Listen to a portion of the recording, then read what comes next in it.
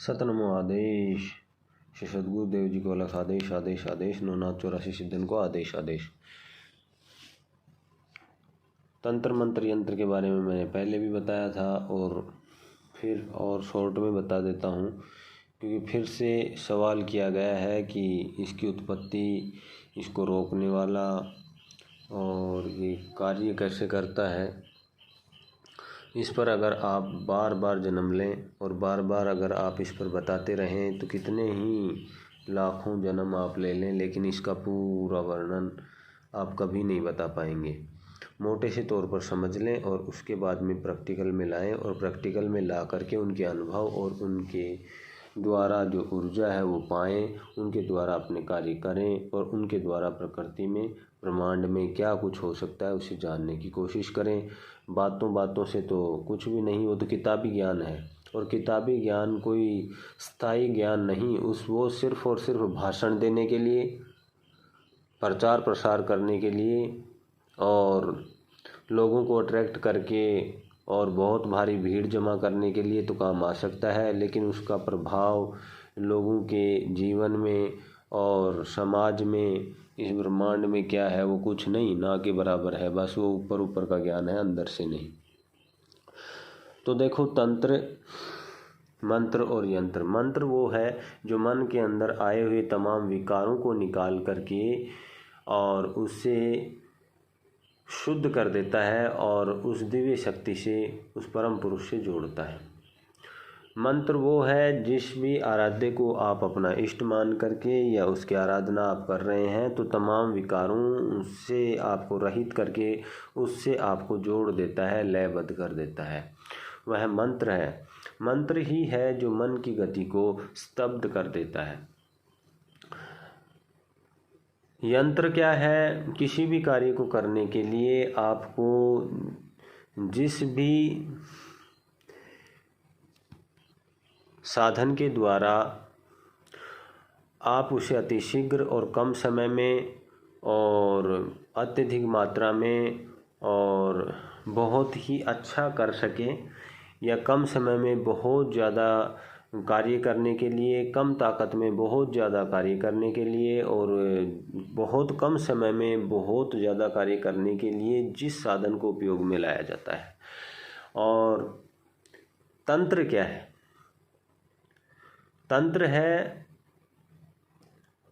विभिन्न प्रकार की भौतिक सामग्रियों को इकट्ठा करके और उसके द्वारा ऊर्जा उत्पन्न करना, जिससे हम मन वांछित कार्य को कर सकें या मन के मुताबिक हम किसी भी चीज़ को पाने के लिए प्रयासरत रहें और उससे हम पा भी सकें।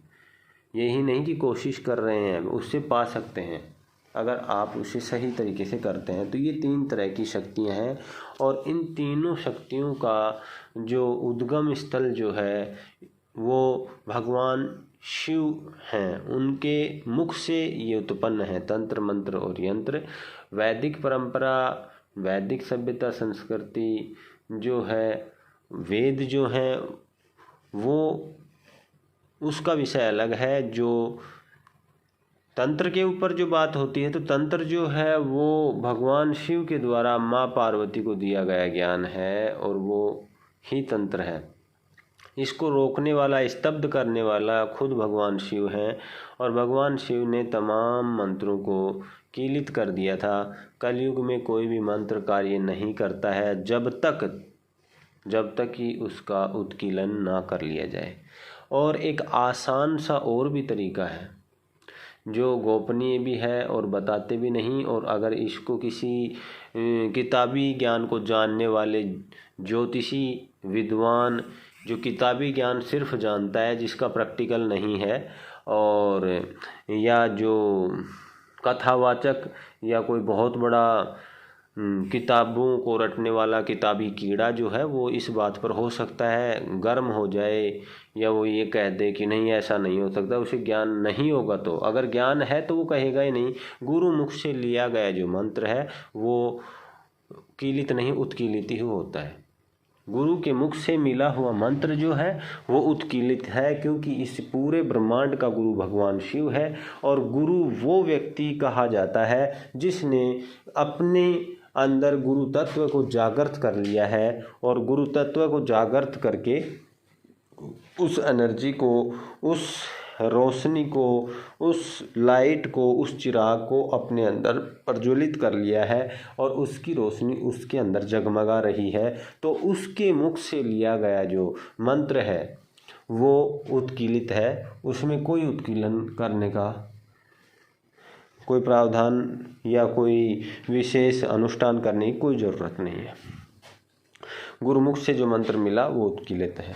तो जितने भी तंत्र मंत्र जो हैं, जितने भी तंत्र मंत्र यंत्र की जो ये दुनिया है, तो ये भगवान शिव का दिया हुआ एक अद्भुत और दिव्य और गोपनीय ज्ञान है जो माँ पार्वती को दिया गया है।